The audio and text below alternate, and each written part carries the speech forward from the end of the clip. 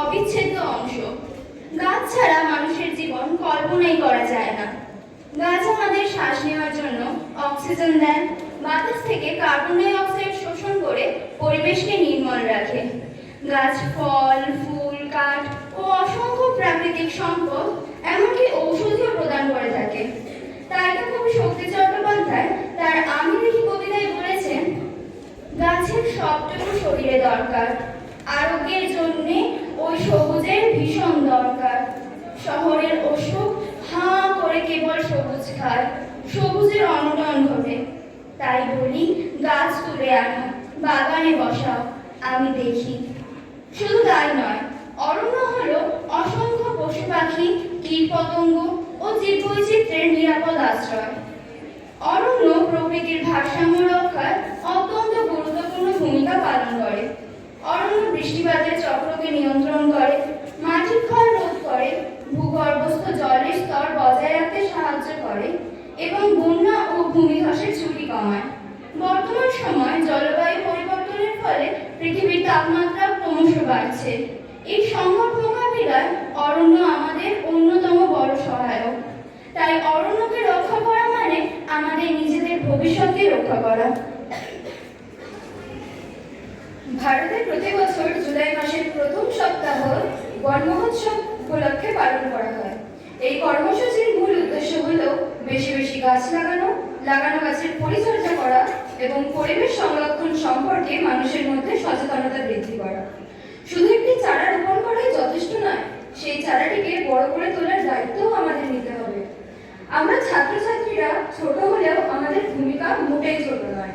আমরা বাড়িতে, বিদ্যালয় এবং পাড়ায় বৃক্ষরোপণ করতেই পারি। অযথা কাগজ নষ্ট না করে প্লাস্টিকের ব্যবহার কমিয়ে এবং অন্যদের পরিবেশ রক্ষার গুরুত্ব বোঝানোর মাধ্যমে আমরা প্রকৃতির বন্ধু হয়ে উঠতে পারি। একটি গাছ বড় হতে বহু বছর সময় লাগে, কিন্তু সেটি কাটতে লাগে মাত্র কয়েক মিনিট। তাই প্রতিটি গাছের মূল্য উপলব্ধি করা আমাদের কর্তব্য। আমাদের দেশের কবি, সাহিত্যিক এবং বিজ্ঞানীরা বারবার প্রকৃতিকে ভালোবাসার শিক্ষা দিয়েছেন। বিশ্বকবি রবীন্দ্রনাথ ঠাকুর বৃক্ষরোপণ উৎসবের মাধ্যমে মানুষকে প্রকৃতির সঙ্গে নিবিড় সম্পর্ক গড়ে তোলার আহ্বান জানিয়েছিলেন। তার এই ভাবনা আজও সমান প্রাসঙ্গিক। আজ বন মহোৎসব সপ্তাহে আসুন আমরা সবাই একটি শপথ গ্রহণ করি যে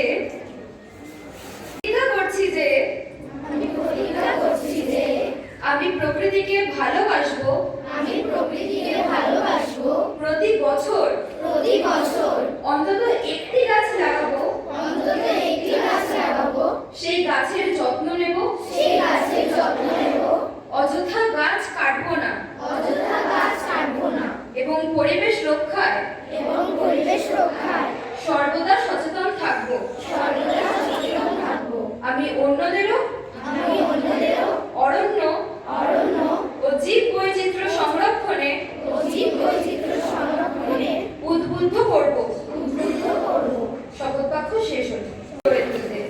সে কথা মনে করাতেই কবি নীরেন্দ্রনাথ চক্রবর্তী তার গাছ কেটো না কবিতায় বলেছেন, তাই তো বলি গাছ কেটো না, গাছকে রাখো ধরে, তা নাইলে ভাই লক্ষ্মী সোনা বাঁচবে কেমন করে।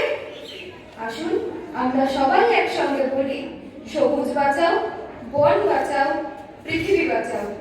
ধন্যবাদ সবাইকে বন মহোৎসব সপ্তাহের আন্তরিক শুভেচ্ছা।